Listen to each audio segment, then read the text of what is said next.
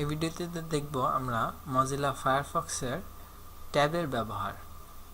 তো প্রথমেই Mozilla ফায়ারফক্সটি open করব ডাবল ক্লিক করে। আমরা চাইলে মজিলা ফায়ারফক্সে অসংখ্য ট্যাব খুলতে পারি এবং বিভিন্ন ওয়েবসাইট একসাথে ব্রাউজ করতে পারি। এগুলো হচ্ছে ট্যাব। আমরা এই বাটনটিতে ক্লিক করে নতুন নতুন ট্যাব তৈরি করতে পারবো, আর এই বাটনটিতে ক্লিক করে ট্যাবকে ক্লোজ করতে পারবো। যেমন আমরা এই ট্যাবে ব্যবহার করতে চাচ্ছি গুগলের মাধ্যমে আমরা কোনো কিছু সার্চ করতে পারি। এরপরে যেই আমি চাচ্ছি যে আমি একই সাথে আরও একটি ওয়েবসাইট ব্রাউজ করব, তাহলে আমরা এখানে আরেকটি ওয়েবসাইটের অ্যাড্রেস লিখব twitter.com। আবার আমি চাচ্ছি আরও একটি ওয়েবসাইট এখানে ব্রাউজ করতে, এখানে আরও একটি ওয়েবসাইটের অ্যাড্রেস এখানে লিখব।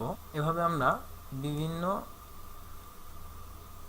ওয়েবসাইট একই সাথে ব্রাউজ করতে পারবো।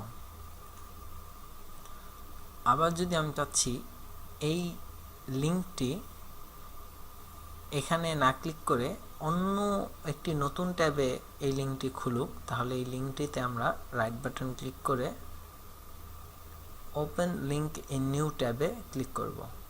এই লিঙ্কটি তাহলে নতুন একটি ট্যাবে খুলে যাবে এবং এই পেজটি আমার আগের মতোই থাকবে। এভাবে আমরা ট্যাবের ব্যবহার করে ওয়েবসাইট ব্রাউজ করতে পারি আরও সহজেই।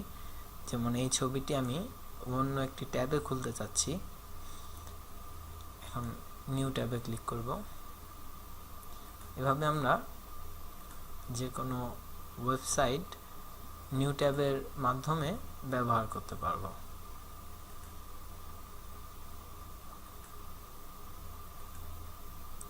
আবার আমরা ট্যাবগুলোকে পিন করতে পারবো, অর্থাৎ এভাবে ছোট করে এক কোণায় রেখে দিতে পারবো।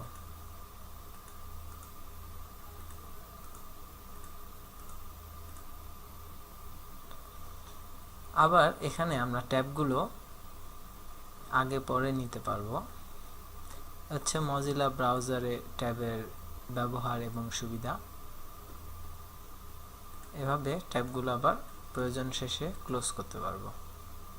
এভাবে উইন্ডোজে ট্যাবের ব্যবহার করে আমরা সহজেই যে কোনো কাজ করতে পারি। এখানে আমরা যে কোনো গুগলে সার্চ রেজাল্টগুলোতে রাইট বাটন ক্লিক করে ওপেন নিউ ট্যাবে ক্লিক করে আমরা এভাবে সহজেই বিভিন্ন ওয়েবসাইট ব্রাউজ করতে পারি।